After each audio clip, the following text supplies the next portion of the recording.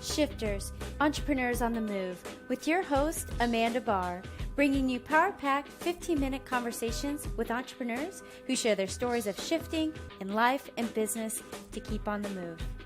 Welcome to the show. This is your host, Amanda Barr, and boy, do we have a special shifter guest today. I've got Sean Allan, co-founder of DivisonXR. He leads teams of extraordinary colleagues from exotic corners of the global industry to create niche services, discover partnerships, and save the world one idea at a time. Welcome to the show, Sean. Thank you very much, and thanks for the great pitch. Yes. Well, I'm excited to go down memory lane with you and tell us a little bit more about yourself and how you shifted to where you are today. So rather than tell you, get into all kinds of personal stories and such, what I'm going to do is tell you a story that I think everyone can relate to. And so there's a story of a man who was captured behind enemy lines in war. He was sentenced to be killed, or he was given another option. The captain approached the prisoner and told him tomorrow at 6 o'clock he can face the firing squad or he can go out a door. The prisoner asked, well, what is out the door? The captain told him, no one knows, just unknown horrors. The man thought, and the next morning he selected the firing squad. After the shots rang out, the captain's secretary asked him behind the door, or what is behind the door, and he said, freedom. So my whole personal story is my mettle was basically forged in the fires of poverty and basically pain and frustration. So at one point I hit my own rock bottom, and when it was my turn to choose between the firing squad or the door, I chose the door. And so through a long series of decision making, I found myself wandering between different types of industries and around lots of different types of people from all over the world.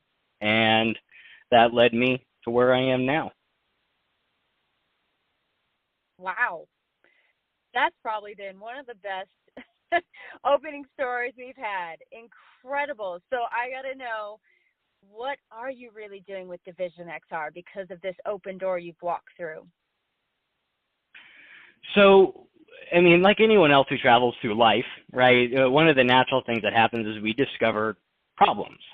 We discover small personal ones, we discover intimate ones, we discover macro ones. I mean, we're literally facing that right now, no matter the political spectrum. And having traveled through, I realized there are ways to make effectual change. There's ways to make things better, and a lot of the problems I saw, I decided I was going to position myself to go back and, quite frankly, fix. But, it is an incredibly daunting task, and if you're realistic, it's frankly near impossible. But if you learn the rules and you learn the algorithms of how, systems and these things work together, there's ways to start inputting energy in very unexpected ways that can solve those sort of demanding problems at a very large scale. Right. Wow. Now you have a unique team though, because you have brought, different individuals that are really great at what they do together. So can you tell us more about how you've done that? Yeah, absolutely. So DivisonXR is structured as a modular team in which the leaders, the management, and executive roles can adapt to any challenge. So our executive team consists of members who own their own businesses. The idea is autonomy and low overhead. So what DivisonXR is a place where old and new methodologies meet to discover and invent the future. So what we've very specifically done is taken, we talked about bringing in team members from whether it's chemical manufacturing or agriculture, cannabis, artificial intelligence, whatever the case. And what we do is we take those universal experiences, which literally add up to hundreds of years. We have members on our team who are in their 70s, who are very well established and been working their butts off for years to get where they are. But universally, every single one of our members has been looking for a place where they can just play around with ideas, work on projects that we want to work on, and bring that passion in while also establishing a low overhead so we have the freedom to play. So really, you know, in terms of the way we find our creative talent, depends on the situation. We lean a lot, of course, on our network, word of mouth, and we do post contract opportunities online as well. But the core of us have all been from direct introductions or have crossed professional paths. Either way, someone makes a big enough splash to catch our attention, or, you know, they seek and they find us. Nice. So, I mean, if someone were to be thinking like, well, what does it take to make a splash? So what does it take to get to that point that you guys go, we should talk to them? Right. So what does it take to be on DivisionXR? So period, you have to be an industry disruptor. I do not mean you just worked on a project that disrupted the industry, but as a professional, the ideas and passion you bring to the table are the disruptors. And of course, you know, anyone who comes on board who has that sort of experience comes on usually with existing projects and or a supporting network. And finally, and most importantly, absolutely must be a wartime leader. Everyone at DivisionXR takes on a major leadership role at some point. It's unavoidable because of the number and the type of projects we take on. So it's important that the person, you know, who is working with us is autonomous and can be depended on without anyone having to hark, you know, to get the work done. You know, and to extend even further, you know, one of our team members was in Kandahar when it fell. You know, so those are the sort of oddities, yeah, that we take on. And it sounds like you're taking on these incredible individuals, but you're also diving into some of the biggest industries. What are some of the industries you guys are working in right now? So it depends on the partner, but right now we are focused on food science, artificial intelligence, and VR applications. But, you know, overall, because we are an industry agnostic company, our industry is innovation. And then, so our general approach to choosing projects and industries is looking at problems and thinking, yeah, we may not have the product or service yet, but we are smart enough to figure it out. You know, using an example at a very interesting level is the Finnish nation. So one of our consultants was working with them, and they actually have a 10-year innovation rollout plan without any planned products, with already dedicated investment, right? So awesome. Literally the whole methodology is they simply know that they can rapidly adapt and create at a sprint. Now, do you see this being a shift that's happening? Because I know some people have touched on this, that things are going to move faster than we ever thought possible, but what shifts are you starting to see in innovation and what we're going through potentially now or in the future? So starting with the obvious would be cannabis, of course. With increased legalization comes an increase in consumer base, and it's going national and will go state to state. You know, expanding on that, I was just reading an article today that Mexico is looking at legalization by the end of the year. That is 130 million suddenly accessible consumers, right? And Wow. So that's absolutely unseen. Now, a little pivot or a little sidebar is just my one advice I would say is now don't get into licensed businesses. That's not the place to put money. But that being neither here nor there, more importantly, while we tote cannabis as this massive emerging market, what it really is an indicator of is the new wave in the true emerging market, which is food science. If we threw a vial of black ink against a white wall, cannabis is one of those curlicues making its way from the nexus. That nexus is food science. So this is because all the tech that is driving cannabis is coming from the food science industry. So now this is a global take, you know, on it. So the U.S., one of the problems is the U.S. adoption rate of new ideas in tech is abysmal. As one of our funding advisors mentioned.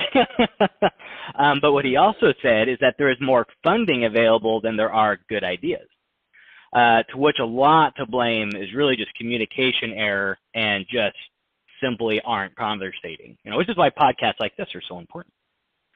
Right. Now, it is, one thing I would say is now it is incredibly important as an entrepreneur, yet alone a professional and a leader, is that billions of dollars are exchanged in every industry. And one of the most important early lessons I learned is fortunes can be made in any of them. Now, if you want to talk about what goes hot, historically spiked during economic crises, there are a solid three: food, alcohol, and porn. Now we will add a fourth, which is the devil's grass, right? Because consumers purchase it like a commodity. So cannabis will always be in existence on our on consumer palates. Now, what is a huge challenge for cannabis brands is because commodity purchasing habits are completely contrary to brand loyalty efforts. And as a couple other freebies to ring back to your question, some really fast movers right now would be predictive software as a service is coming in really hot. Whether it is the NFL, NBA, Sony Music, esports, asset management and recruiting could not be more archaic and fraught with risks, thanks to humans, right? Yep. So there are absolutely ways to accurately project future performance and net worth without human error. And so, though, yeah, in a package, that's some of the fastest moving elements we're watching right now. Wow, it's fascinating, and I know there's probably a lot shaking their head yes, and probably some going, ooh, I should probably look into this a little bit more and see. But what about the businesses that are out today and businesses as they're shifting? You're obviously forward looking, but what about the businesses that are kind of where they are now? How can they potentially shift forward as we are moving into this more dynamic, faster paced environment? Great question. So what do we do, right? Ultimately. Right. And so to answer your question, accessibility and methodology.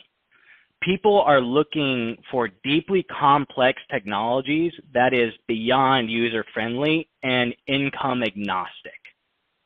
The iPhone, essentially it's the iPhone UI with all the customizability of a PC approach is now the standard expectation. So every startup should include also a globalization plan. We can no longer sit in the delusion that the US economy or the dollar currency alone is enough for maintaining a healthy bottom line. So diversify, diversify, diversify. It's chasing that myth, well, let's say legend, of how do we become an enterprise while maintaining the thought process and modularity of a startup. And the ones that can answer that question are the ones that are going to kill it. Awesome.